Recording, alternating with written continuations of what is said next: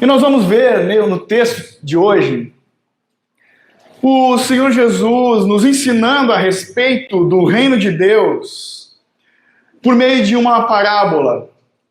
Essa parábola que nós vamos ler, ela não foi dada apenas para o esclarecimento do público lá do primeiro século, mas saiba que é uma parábola de Jesus que foi preservada pelo cuidado e a inspiração de Deus para a minha e para a tua edificação.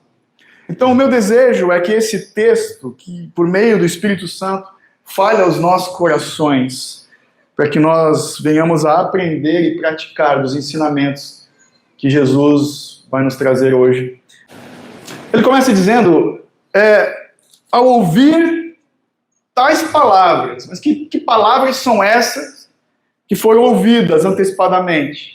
Aqui no capítulo 14 de Lucas, nós vemos do verso 1 até o 14, que Jesus, eu vou te resumir, ele foi convidado para uma festa, um banquete, uma ceia, na casa de um dos principais dos fariseus. Quando ele chegou lá, talvez por uma armadilha, esses caras botaram um homem doente no meio dos convidados, que era um homem hidrópico, diz a palavra, ou sofria de hidropsia. Fique tranquilo, vou te explicar. Ele estava inchado, ele sofria de algum inchaço, acúmulo de líquido no corpo, não era algo tão grave. Mas aqueles homens armaram toda essa cena, porque era sábado e Jesus ia curar esse homem. Ele não negava de curar os enfermos. E talvez eles estavam fazendo isso para pegá-lo numa armadilha. Você está curando no sábado. Só que Jesus ele aproveitou essa situação não apenas para curar esse homem aflito, mas também para instruir esses homens que estavam ali presentes no banquete a respeito de algo que é muito importante para todo cristão e que muitas vezes eu e você nos esquecemos, a saber, a respeito da humildade. Então ele seguiu as instruções, na verdade, com duas parábolas, mesmo sentados, eu peço que você leia comigo. A partir do verso 7, diz assim a bendita palavra de Deus, ouça com fé. Lucas 14, verso 7. São as palavras, que vieram antes. Reparando como os convidados escolhiam os primeiros lugares, Jesus contou-lhes uma parábola. Quando alguém convidá-lo para um casamento, não sente no lugar de honra, pois pode haver um convidado mais importante do que você. Então aquele que convidou os dois dirá a você, dê o lugar a este aqui. Então você irá envergonhado ocupar o último lugar. Pelo contrário, quando alguém convidá-lo, vai e sente-se no último lugar, para que quando alguém vier, aquele que o convidou, diga a você, amigo, venha sentar-se no lugar melhor. Isso será uma honra para você diante de todos os demais convidados, porque todo o que se exalta será humilhado, e o que se humilha será exaltado. Depois, Jesus disse ao que o havia convidado, quando você der um jantar ou uma ceia, não convide os seus amigos, nem os seus irmãos, nem os seus parentes, nem os vizinhos ricos, para não acontecer que eles retribuam o convite e você seja recompensado. Pelo contrário, ao dar um banquete, convide os pobres, os aleijados, os coxos e os cegos. E você será bem-aventurado pelo fato de não terem eles com que recompensá-lo. A sua recompensa você receberá na ressurreição dos justos. Amém. Então aqui nós vemos Jesus nos ensinando aqueles homens a respeito do reino de Deus por meio de uma parábola. E ele fala com aqueles homens. Essas foram as palavras do texto ao qual o texto se refere, a ouvir tais palavras. Só que quando esse homem falou, um desses convidados está na mesa, imagine a cena, uma grande mesa de um grande banquete, vários religiosos, e um deles fala, ao ouvir as palavras dessa parábola, ensinamento de Jesus. O que nós sabemos é que independente dele ter falado de um jeito cínico ou genuíno, nós sabemos que as palavras desse homem estão repletas de verdades. Quando ele diz, bem-aventurado, talvez como eu você se lembre né, do Sermão do Monte, lá em Mateus, quando Jesus usou exatamente a mesma expressão. Bem-aventurados os pobres de espírito, lembra? Bem-aventurados que têm fome e sede de justiça, bem-aventurados os puros de coração, bem-aventurados os pacificadores, e assim por diante. Jesus estava usando aqui uma fórmula antiga, já usada pelos profetas no Antigo Testamento, que se chamava oráculo, que era um oráculo do bem. Os oráculos do bem, de profetizar ou proferir uma bênção, sempre eram acompanhados de bem-aventurado você que faz isso, que faz aquilo. Só que aqui nesse texto, a partir dessa parábola, nós vamos ver, na próxima parábola, um outro tipo de bem-aventurança. Quem que é o bem-aventurado do texto? Aquele que se assentar ou participar do banquete do reino de Deus. Bem-aventurado, caso você não saiba, feliz, abençoado demais, é a pessoa que se assenta com Deus no seu reino celestial.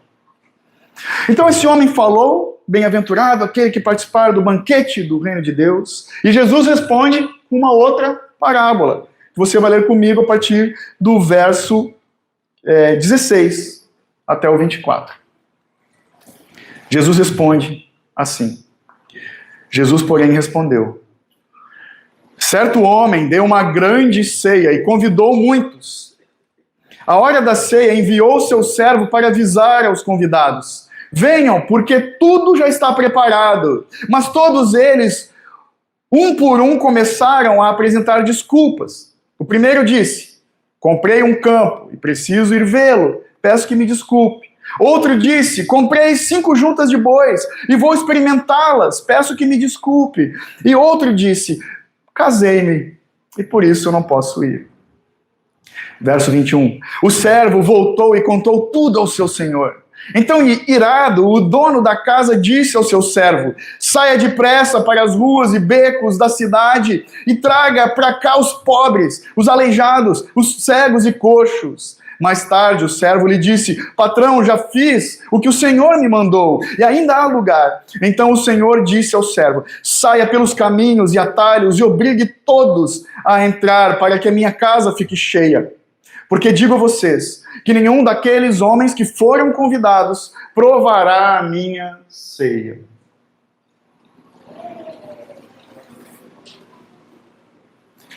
Esse texto nos mostra que, assim como Mefibosete, lá no Antigo Testamento, que era um aleijado, foi convidado para se assentar na mesa, na casa do rei Davi, todos aqueles que nasceram do Espírito, a essência desse texto fala isso, todos que foram redimidos por Cristo, que foram adotados na família de Deus, são convidados a esse banquete celestial que Deus preparou para nós, ou para todo aquele que crê, na eternidade. O banquete do casamento do Cordeiro de Deus com a sua noiva.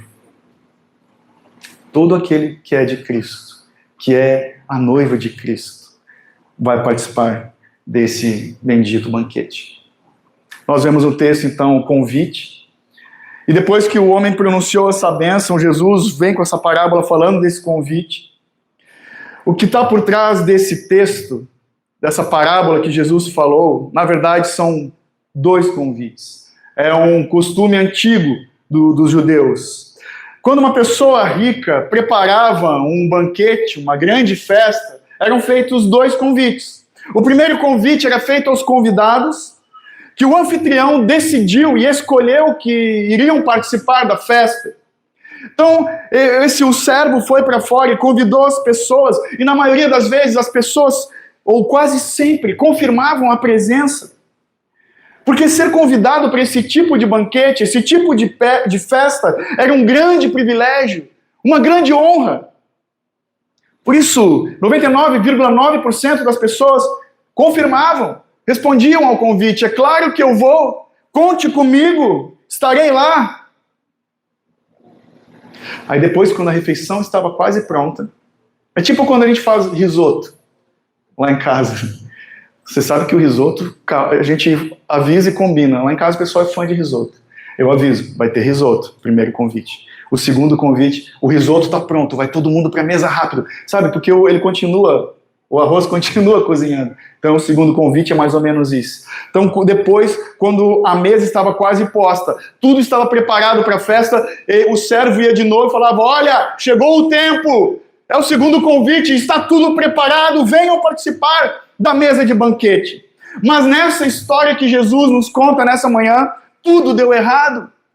Tudo deu errado. Nós lemos que quando o servo foi fazer o segundo convite, aquelas pessoas que já haviam confirmado que estariam lá no primeiro convite, que deram o ok no save the date, que confirmaram que estariam lá, deu tudo errado, porque a segunda resposta ao segundo convite deles foi negativa. Eles deram desculpas esfarrapadas para não ir na festa de banquete que foi preparada. E Jesus fala, né, o texto fala aqui, a parábola, que muitos foram convidados. Mas Jesus, ele destaca 3 tipos de resposta, 3 grupos de membros desses convidados que dão desculpas esfarrapadas. O primeiro disse, eu comprei um terreno, eu preciso ver esse terreno, me desculpa. O segundo falou, eu comprei 5 juntas de bois, e eu tenho que testá-las, não vai dar para ir no banquete. E o terceiro fala, eu me casei, não posso ir. Um após o outro, que já havia concordado, que já havia dado ok no convite, quando chegou a hora, todos eles disseram, sinto muito, eu não posso ir porque surgiram coisas mais importantes. Eu sei que eu disse sim, mas não vai dar. Me desculpe, eu não posso ir. O destaque nessa parábola aqui, caso você não tenha percebido ainda, são justamente essas desculpas muito fraquinhas, muito esfarrapadas. Primeiro disse, olha, eu comprei um campo, um terreno, eu tenho que ir lá dar uma olhada nesse terreno e por isso eu não posso ir. Cara, pensa comigo, quem que compra um terreno, uma propriedade que não olhou? Quem que paga por um terreno sem ter ido verificar esse terreno? Que tipo de pessoa compra um terreno sem ver? Quem é o louco que faz isso? E mesmo que ele fosse tolo, burro de fazer isso, o terreno continua lá amanhã. O terreno continua lá depois de amanhã. Não preciso ver ele bem na hora do banquete. A segunda resposta foi semelhante. Para o judeu antigo, o boi era um animal mais importante que tinha, porque eles eram animais de carga, responsável pelas colheitas e trabalho, enfim, era um animal muito importante. E a junta de bois era no mínimo 2, né? Então esse cara tinha ali 10 bois no mínimo, e ele está dizendo, olha, eu comprei uns bois aí bem legais e não vai dar para ir, cara, eu tenho que testá-los antes. Tá, esses bois iam morrer daqui a pouco, eu tenho que testar eles durante o banquete, eu não tenho um outro dia, um outro momento para testar esses bois? Que desculpa esfarrapada. E o terceiro, então, olha só, eu me casei, não vou poder ir. Tá, meu amigo, me diz uma coisa, quando a gente te fez o primeiro convite, né, não faz tanto tempo assim, tu não sabia que tu, né, ia bater a data e tal, é isso que aconteceu? Não, você já sabia dessa data. E outra, para um judeu, era uma afronta não aceitar um convite desse. E esse cara que está dizendo que se casou, perdeu uma baita oportunidade de festejar com a sua noiva, né, recém-casado, numa festa boca livre, grátis. Perdeu. Quem de nós não gosta, né? De uma boa comida, bons vinhos. Ele perdeu a chance. As desculpas são muito esfarrapadas. Jesus, então, conta na parábola que esse servo voltou depois do segundo convite. E relatou as desculpas para o seu senhor. O que o texto nos fala? Qual foi a reação desse senhor, desse anfitrião? Ele disse, poxa, que pena, sinto muito que eu estou incomodando essa gente. Quem sabe eu marco outra data, quando eu não vou atrapalhar as atividades deles. Será que eu não vejo uma data melhor aí no calendário deles? Acho que eu vou adiar a festa. Foi isso que ele respondeu? Não. Jesus nos mostra na parábola que diz que o dono da casa ficou indignado. Então ele disse para o seu servo, algo do tipo, saia depressa, vá para as ruas, então, encontre os pobres, os coxos, os aleijados, os cegos, todas essas pessoas famintas, e traga-os à minha mesa. Aí depois de um tempo o servo responde: mas isso já foi feito e ainda tem lugar no salão de banquetes. Aí o Senhor vai responder para ele: então vá. Vá pelas estradas, pelos caminhos, vá por toda a cidade, por todos os lugares. Vá até os estrangeiros. É isso que algumas versões da Bíblia vai dizer. Você percebe o significado disso? Que ele está dizendo aqui, nessa segunda ordem para o seu servo? Esse Senhor está dizendo: ultrapasse as barreiras de Israel. Vá até os gentios, aqueles que não são judeus. Vá aos outros povos e deixe essas pessoas que não eram meu povo se assentarem na minha mesa como meu povo. E ele ainda disse para o servo, foi bem específico: obrigue-os a vir para que a minha casa fique cheia. Foi assim, e nessa riqueza de detalhes, a ordem do servo. Eu não sei como é que é contigo, mas a minha tendência de ver uma atitude desse povo aqui, a primeira coisa que eu penso ao recusar esse convite, eu fico meio de cara com eles. Eu penso: que gente burra, que gente arrogante, que gente tola. Rejeitar ao Senhor, né? A gente sabe que é um convite do Senhor. Mas a questão, meus irmãos, que além da gente julgar as pessoas do texto, nós temos que olhar para dentro do nosso coração. Porque diante de diversas situações dessa vida, eu e você somos bem parecidos com esses convidados que rejeitaram o convite do Senhor. Então eu pergunto aqui para nós: qual tem sido as nossas desculpas? Quais têm sido as nossas desculpas para nós não nos envolvermos tanto assim com a igreja do Senhor? Alguns de nós, às vezes, pega e fala: eu estou tão cansado, estou tão cansada para ir na reunião de oração.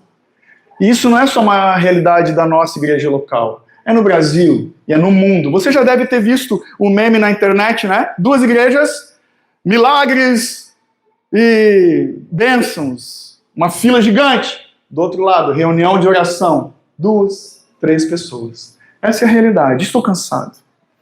Alguns de nós talvez sejam daqueles que falam: minha semana foi péssima, foi pesada. Eu vou tirar o domingo para o meu descanso. O domingo é o dia de quem? É o dia do Senhor. É o dia de descansarmos no Senhor, com o povo de Deus. Alguns, infelizmente, no meio evangélico, falam: eu estou sem tempo para ler a minha Bíblia. A vida está tão corrida que eu não tenho tempo de ler a minha Bíblia. Aí vem a notificação no celular: opa, nova temporada do meu seriado. Aí vira um sábado, virando 8 episódios do bendito do seriado, mas não tenho tempo de ler a minha Bíblia. Alguns de nós até pensam: ah não, participar de pequeno grupo durante a semana, ah não, cara, aí já é demais. Eu estou todo domingo na igreja, por que eu vou participar de pequeno grupo? Outros de nós, o meio evangélico, falam: meu vizinho precisa ouvir do evangelho. Vou ligar para o pastor, vou convidar ele para pregar o evangelho para o meu vizinho. A gente ri para não chorar. Essa parábola é muito prática, ela traz para a gente várias aplicações. A verdade é que eu e você, nós somos parecidos com essas pessoas que não comparecem ao banquete do Senhor. Por quê? Porque muitos de nós, meus irmãos, a gente assume compromissos e nós recuamos de alguns compromissos. A gente dá uma resposta positiva, mas na hora H a gente recua. Nós somos parecidos com essa gente de 3 formas. Primeiro, cada um de nós que é membro de uma igreja local fez uma promessa, fez um voto, um compromisso de participar ativamente da vida da igreja.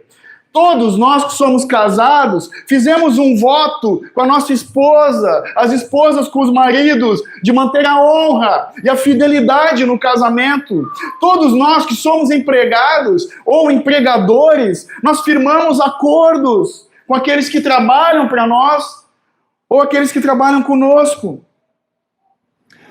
Mas, em resumo, nós somos pessoas que assumimos compromissos o tempo todo, em todos os aspectos das nossas vidas, mas nem sempre eu e você cumprimos com os nossos compromissos. Nós somos aqueles que confirmam, claro, pode contar comigo, estarei lá, vou honrar o compromisso. Sabe, pense comigo, será, meu irmão, será, minha irmã, que na igreja, todo santo dia, eu e você estamos dispostos a servir com alegria, dedicação e fidelidade às necessidades da igreja e dos nossos irmãos? Será que no casamento, todo santo dia, nós, maridos, amamos as nossas esposas como Cristo amou a igreja, ao ponto de dar as nossas vidas por elas? Será que todo dia no seu casamento, minha irmã, você tem sido como a mulher sábia que edifica a sua casa? No trabalho, será que todo dia nós estamos nos dedicando com paixão, exercendo nossa atividade profissional, ou a gente fica matando tempo na internet durante o expediente? Você que é empresário, você tem todo dia honrado com todas as cláusulas do contrato que você fez com o seu empregado? Você tem honrado o pagamento de todos os tributos como a lei pede? Nós prometemos nos comprometer com muitas coisas, mas muitas vezes nós falhamos. Isso é fruto da nossa condição caída. Em segundo lugar, pensa comigo, por que será que essas pessoas não foram à festa? Por que eles recusaram o segundo convite?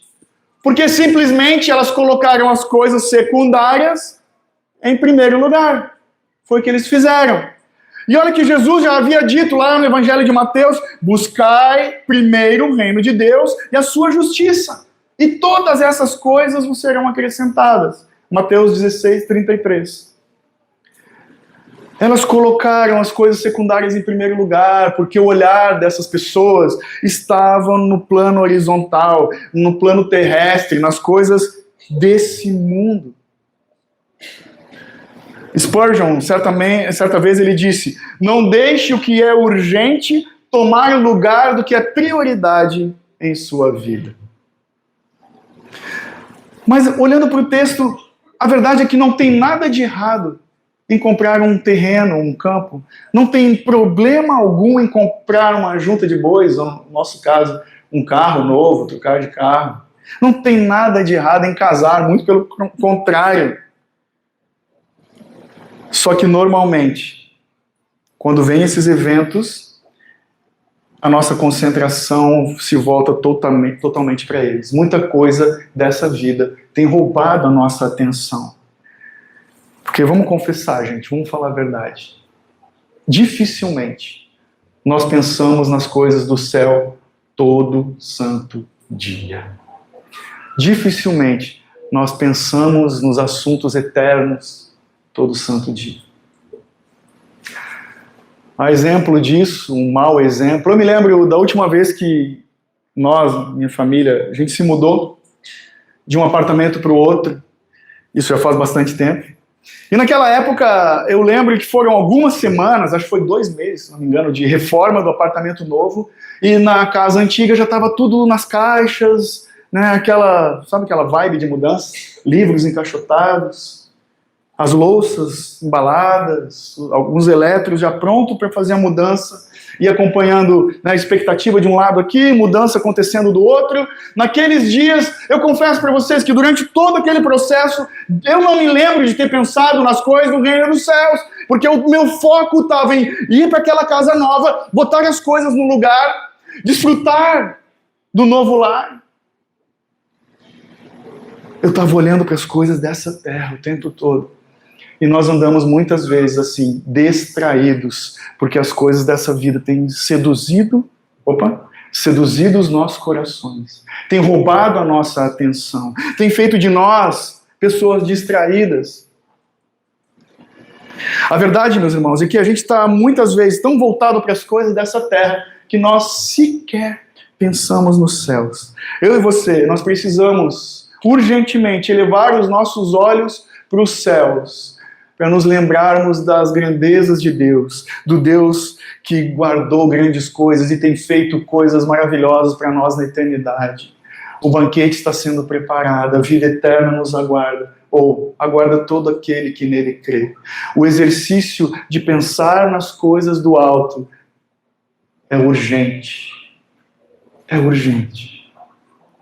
Eu até me pergunto às vezes, né, tem gente, eu não consigo entender, né, talvez vocês façam a mesma pergunta. Tem muita gente que a gente conhece por aí que é estranho. Eu vejo gente que sequer pensa nessas coisas. Tem gente que nem pergunta, né, o que vem depois dessa vida. Tem gente que não se preocupa com isso. Tem gente que não tem aquele anseio, aquela angústia. Qual é o sentido da vida? O que vem depois? O que realmente é real? Você sabe, eu sei. Muita gente não sabe. As coisas reais são as coisas que os olhos não veem, são as coisas que permanecem. Porque tudo isso aqui vai virar pó. Tem gente muito agarrado aqui nessa vida, que não pensa nas coisas eternas. A verdade é que cada fibra do nosso corpo, cada osso do nosso corpo grita dentro de nós, a nossa existência. Existe algo além dessa vida. Mas tem pessoas que estão andando como cegos nesse mundo. Só que mesmo a gente, nós que somos cristãos, às vezes a gente caminha como essa gente, sem pensar nas coisas do alto, sem buscar as coisas mais excelentes. O texto nos mostra que a compra do campo, a prova dos bois, a realização do casamento se tornam muito mais importantes para nós, às vezes, muito mais importante do que o nosso destino eterno. Em terceiro lugar, a minha maior preocupação com a igreja é que as pessoas que fizeram uma profissão de fé nem sempre praticam a profissão de fé que fizeram. Caso você não saiba, ninguém jamais subiu ao céu simplesmente por confissão de fé, por proferir da fé. Sabia, se você tem fé, você deve sim professar a sua fé. Mas se não praticar, é uma evidência de que você não tem fé. Porque as obras são evidências da fé, e não o contrário. Ah, mas talvez alguém possa me dizer, não, pastor, mas eu creio em Jesus. Eu tenho Jesus no meu coração. Seja sincero. Como está o teu relacionamento com Cristo? Você tem momentos na sua semana corrida. Os dias são corridos demais. Mas você tem momentos na vida em que você para, você abre a sua Bíblia e você tem um tempo com Jesus, à mesa com Cristo, tomando um café, se alimentando da palavra de Deus, orando, comendo da palavra de Deus, que é o pão que nos alimenta. Gente, isso é tão básico para o cristão. Isso é tempo de mesa com Jesus, comer da palavra de Deus, alimentar o Espírito, meditar, orar. Eu tenho falado para alguns, vitamina BO, Bíblia e oração. Se a gente não toma essa vitamina, a gente morre. E essa prática tão simples, ela é tão poderosa, que é um santo e bendito remédio para as nossas almas angustiadas, para o corre-corre dessa vida. Sabe, eu sei que isso não é natural nosso. Nós temos que nos esforçar para fazer essas coisas. No tal do apartamento novo, eu tenho uma benção, que é uma sacada, e lá nós ganhamos uma mesinha. É tudo que tem naquela sacada, eu amo aquela mesa. Ela está meio balançando, mas eu amo aquela mesa. E eu tenho me obrigado a tomar o meu café naquela mesa, com a minha Bíblia, olhando para o movimento do bairro, aquele corre-corre, carro para lá, gente para lá, buzina, ônibus, o supermercado lá que não para nunca, e eu ali calmo, parece que eu estou parado no tempo. Alguns aqui sabem do que eu estou falando. Gente, essa vida é um corre-corre, mas nós não precisamos entrar nesse ritmo. Nós temos que parar no tempo para pensar na eternidade, nas coisas sublimes, nas coisas mais excelentes. Isso é um remédio. Você tem tido tempo para se assentar com outros cristãos à mesa, para partilhar do pão? Será que você tem tido tempo para se sentar na mesa, com aqueles que não são cristãos, para mostrar para eles aonde está o pão da vida, ou quem é o pão da vida. Então, cada uma dessas pessoas da parábola professou que viria ao banquete, mas ninguém veio. Eles disseram, eu estarei lá, mas depois, não posso ir.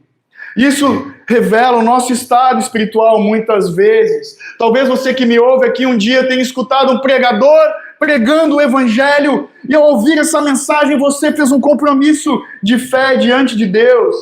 Talvez alguém aqui fez a oração do pecador arrependido, mas já na segunda-feira se esquece da oração que fez. O que Jesus disse para essas pessoas da parábola e fala para nós, para essas pessoas que assumem o compromisso, que não cumprem o compromisso, cujos olhos estão fixos nesse mundo e não no céu, que professam a fé nele, mas não praticam a fé que professam. Jesus disse, o final ali do verso 24, nenhum desses vai provar da minha ceia. Olha que interessante essa mudança na parábola do texto. Ele começa na terceira pessoa, falando ele, o senhor anônimo, o patrão, está preparando um banquete. E ele termina na primeira pessoa. Veja comigo ali o 24, olha o que ele diz.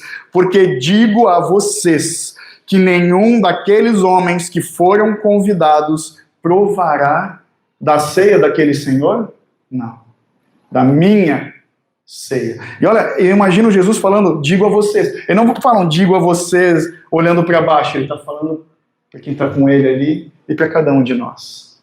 Quem age como essas pessoas que rejeitam o convite, não vão provar da minha ceia. Jesus está dizendo, ao falar que a ceia é dele, que esse é o banquete da graça. Jesus está apresentando aqui para eles e para nós o reino de Deus como um farto banquete, mas esse banquete é farto somente para os homens que reconhecem as suas necessidades e as suas misérias, porque aquele que está de pança cheia não precisa e não vai para esse banquete. Eu me sustento, eu me farto, as bolotas dos porcos desse mundo, dessa vida, já me sustentam. Ele está falando, venham vocês que têm fome, para o meu banquete. Vocês que se reconhecem como miseráveis, necessitados, carentes, venham. Venham. Diante desse convite é necessário nós respondermos a Jesus com fé, com arrependimento, abandonando tudo aquilo que é um apego para nós aqui dessa vida.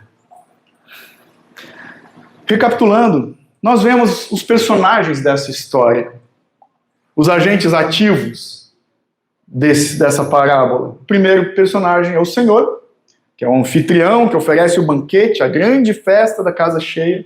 Depois, nós vemos também o bem-aventurado, que o homem falou no começo, bem-aventurado é o feliz, aquele que vai comer do pão no reino de Deus, é o que diz a versão RA, Revista Atualizada.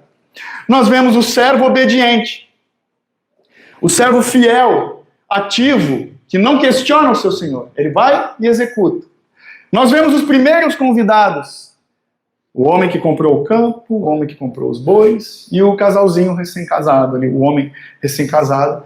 Mas nós vemos também os segundos convidados. O segundo grupo, os convidados humildes, pobres, aleijados, cegos e coxos. Quem você acha que somos nós nessa parábola? O servo fiel? Claro que não. Nós somos parecidos com os dois grupos de convidados. Muitos de nós somos presunçosos, como esses convidados que rejeitaram o convite. Nos parecemos com eles às vezes. Sabe quando? Quando nós vivemos dominados, preocupados e ocupados demais com as coisas dessa vida somente. Quando nós nos contentamos com as alegrias momentâneas dessa vida.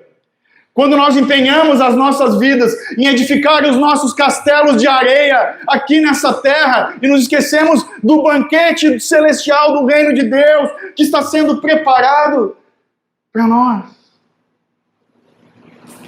Mas louvado seja Deus, porque nós vemos graça de Deus nesse texto, no segundo grupo. Outros de nós nos assemelhamos aos pobres, cegos, aleijados e os coxos. Aqueles que foram, segundo grupo, da parábola, foram convencidos, convidados, chamados, convencidos, conduzidos, quase arrastados pela mão, por quem? Pelo servo fiel, a participar do banquete do reino de Deus. Nós parecemos com eles. Alguns de nós, ou se você não parece ainda, precisamos nos parecer com eles. Aqueles que são espiritualmente pobres, porque não tem nada para oferecer para a sua salvação. Os espiritualmente aleijados, que são feitos impotentes pelo pecado. Os espiritualmente cegos, que são incapazes de ver a verdade de Jesus. Os espiritualmente coxos, mancos, que são incapazes de caminhar de pura vontade e na força do seu esforço até Deus. É fato, meus irmãos, que só os bem-aventurados é que vão se assentar na mesa do Senhor para comer o pão no reino de Deus. O que nós podemos e precisamos fazer? Eu e você. Nós precisamos simplesmente, é o que o texto está nos ensinando, nos humilhar. Mas por que nós devemos nos humilhar? Jesus respondeu no verso 11, porque todo aquele que se exalta será humilhado, e o que se humilha será exaltado. Se nós não nos humilharmos, não veremos o reino de Deus. Mas, se nós nos humilharmos, de 4 maneiras, eu e você vamos experimentar do banquete no reino de Deus. Primeiro jeito de nós nos humilharmos, nós precisamos nos humilhar diante do ritmo do reino de Deus. Sabe, essa aparente demora, porque o reino de Deus, sim, é como uma festa, a festa da parábola. Mas ele ainda está em preparo. Work in progress. Está sendo preparado. Nós podemos nessa vida sentir o cheiro da comida que está sendo preparada. Nós podemos desfrutar de um pouco da alegria desse reino, dessa festa. Mas saiba e não se esqueça que esse banquete, ele só vai vir no fim dos tempos. Na teologia nós falamos que é o já, é o estado do já e ainda não. É o que nós vivemos. O segundo convite já nos foi feito, mas o reino está sendo preparado. Sabe, às vezes nessa vida, eu e você, nós andamos tipo criança no dia da festa do aniversário. Pensa na imagem do dia do aniversário de uma menina, 6:30 da manhã, a menina rompe o quarto dos pais, começa a pular na cama, é meu aniversário, vamos, é meu aniversário, tá tudo pronto, vamos. Aí o pai e a mãe pacientemente falam, não, fulaninha, calma, nós temos que fazer o bolo. Temos que botar os doces na mesa ainda. Nós temos que decorar o salão, encher os balões. Não, é meu aniversário, calma. Seus amigos só vêm às 5 da tarde. E a gente caminha que nem criança ansiosa, porque nós queremos tudo nessa vida. Queremos tudo aqui. O reino de Deus aqui. As alegrias, os prazeres dessa vida. Tudo aqui. O reino de Deus exige de nós paciência e confiança. Confiança no que Jesus está fazendo, está preparando para nós. Sabe? Quando nós oramos por algo e não vemos a resposta imediata, nós temos que nos lembrar que Jesus está preparando a festa. Quando a gente vê as injustiças e o sofrimento nesse mundo, nós devemos manter a esperança no agir futuro de Deus. Em momentos de frustração pessoal, nós devemos exercitar a nossa fé, uma fé paciente, reconhecendo que nem tudo se resolve nessa vida e no nosso tempo, mas que o tempo de Deus sempre, sempre é perfeito e sempre é oportuno. Nós precisamos nos humilhar diante da agenda de Deus e confiar no poder do reino de Deus agindo nesse mundo. Tal como diz 2 Pedro 3,9, o Senhor não retarda sua promessa, ainda que alguns a julguem demorada. Pelo contrário, Ele é paciente com vocês, não querendo que ninguém pereça, mas que todos os seus eleitos, todos os seus convidados, cheguem ao arrependimento. Segundo, nós precisamos nos humilhar diante da gratuidade do reino de Deus. Sabe, o banquete está pronto, ele está dizendo, venham. O reino de Deus não é como um jantar que nós temos que pagar, não é um restaurante, não é uma refeição comunitária que nós temos que levar um prato. É pura graça de Deus, é gratuito. Isso significa que nós recebemos algo de Deus impagável, que nós não temos condição de pagar, de retribuir, assim como o banquete pomposo. É pura graça daquele que nos convida. Mas muita gente recusa o reino de Deus, porque não querem ser reconhecidos como carentes, necessitados da graça de Deus. Quando alguém sente que não sou bom o suficiente para seguir a Jesus, isso é orgulho disfarçado. Não tem nada de humildade nisso. Quando alguém insiste, eu vou resolver primeiro as minhas coisas aqui, e depois eu vou para o Senhor. Depois eu atendo o chamado, o convite. A pessoa que faz isso está simplesmente dizendo, a cruz não é suficiente. Depende um pouco de mim. Então nós precisamos, meus irmãos, nos libertar dessa mentalidade do mérito, da meritocracia, e simplesmente aceitar o amor de Deus como um dom, um presente, a graça de Deus, e não como pagamento pelas nossas boas obras. Terceiro, nós precisamos nos humilhar diante da comunidade do reino. Deus chama primeiro aqueles que eram respeitáveis da sociedade. O homem que tinha condição de comprar um campo, o homem que comprou vários bois, o casal que fez uma festa de casamento. E eles recusam. Eles recusaram. Então o convite foi estendido aos pobres, coxos, aleijados e cegos. E caso você não tenha notado, Jesus citou eles nas duas parábolas que você leu comigo. Os ricos e poderosos, a gente vê pela Bíblia que eles têm preconceito com o Evangelho. Eles resistem ao Evangelho. Aqueles que se acham. E rico não tem nada a ver com posse. É aquele que se acha autossuficiente. Eu me basto.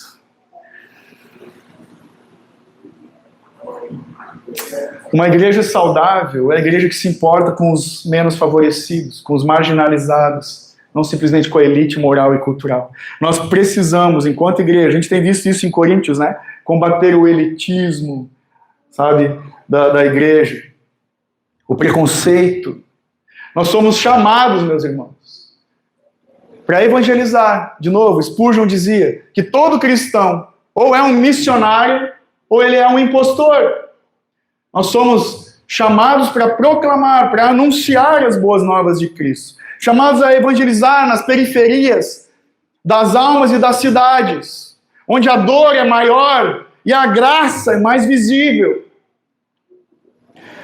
E diante desse terceiro ponto aqui, esse terceiro chamado, exemplo, eu tenho um desafio para nós. Como igreja, nós precisamos ir até os rejeitados. Ah, pastor, mas onde estão os rejeitados?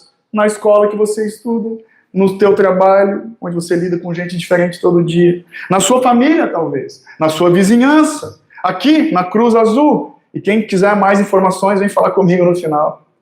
Nós temos que ir até essas pessoas e convidá-las para a mesa do Senhor. Ah, pastor, fácil para ti falar isso, porque tu trabalha na igreja, vocês têm tempo para ouvir as pessoas, eu não tenho tempo. Deixa eu te perguntar uma coisa. Quantas refeições você faz no dia? Pelo menos 3, né? Café da manhã, almoço e jantar. Tá aqui, ó, 3 oportunidades de chamar as pessoas para conversar a respeito da tua fé, do Senhor, dos senhores. Tá aqui. Nós somos chamados para fazer isso. Louvado seja Deus. Quarto e último, nós precisamos nos humilhar diante da prioridade do reino. Ah, esses convidados falaram que iam na parábola, mas no fim eles recusam. Por quê? Porque eles não queriam que o reino de Deus atrapalhasse os seus planos pessoais. Por que vocês acham que eles fizeram isso? Porque para esses convidados, Jesus não era tão importante assim. Por que eles fizeram isso? Por que eles rejeitaram o convite? Porque seguir a Jesus, meus irmãos, exige de mim, de você, de nós, prioridade total. De fato, se ele não é o primeiro nas nossas vidas, ele não é nada. O reino de Deus não pode ser mais uma atividade da nossa agenda.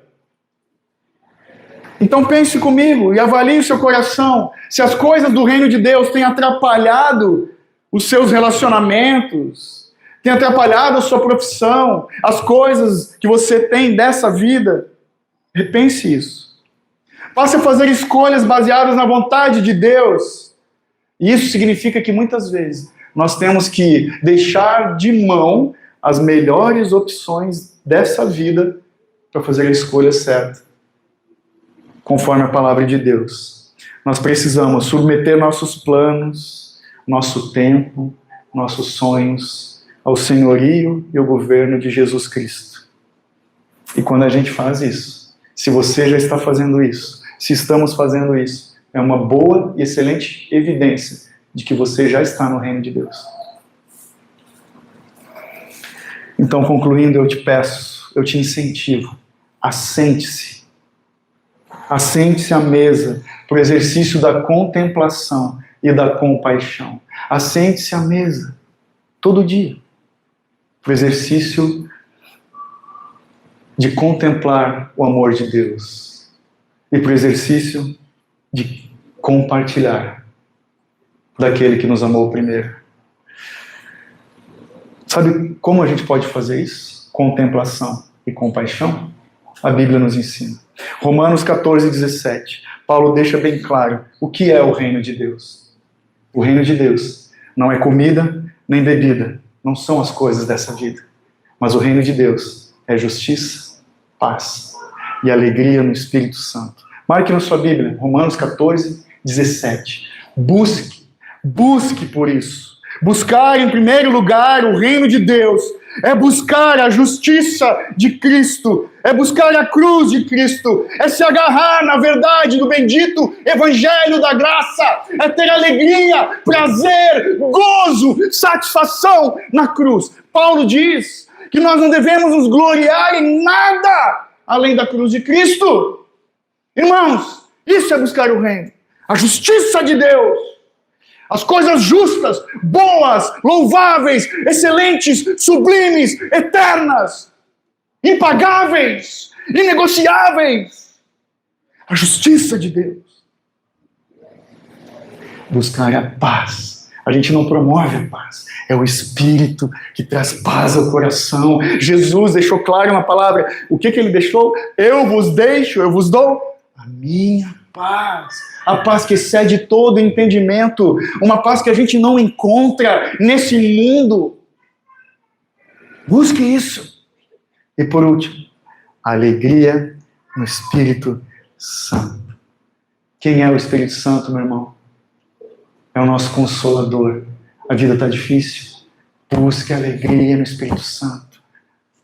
Alegria no Espírito Santo. É uma alegria que nada dessa vida, nem ninguém vai nos conceder. Nenhum bem material, seja o terreno, o prédio, o apartamento novo, a casa na praia que você pode comprar, a herança que você pode receber, nada vai te dar alegria maior do que a alegria da salvação. Nenhum casamento, nenhum carro novo, junta de bois que seja, frota de carro, lancha, nada disso vai nos dar a alegria que só o Espírito pode nos dar. A alegria na salvação. Então eu concluo dizendo, vamos deixar tudo para trás, meus irmãos. Tudo que nos impede de obedecer à voz do Senhor que disse, venha, porque tudo já está preparado. Deixa eu citar o Spurgeon de novo no final, quando ele disse, quanto mais do céu existe em nossas vidas, menos da terra cobiçamos. Quanto mais do céu existe em nossas vidas, menos da terra cobiçamos. Amém.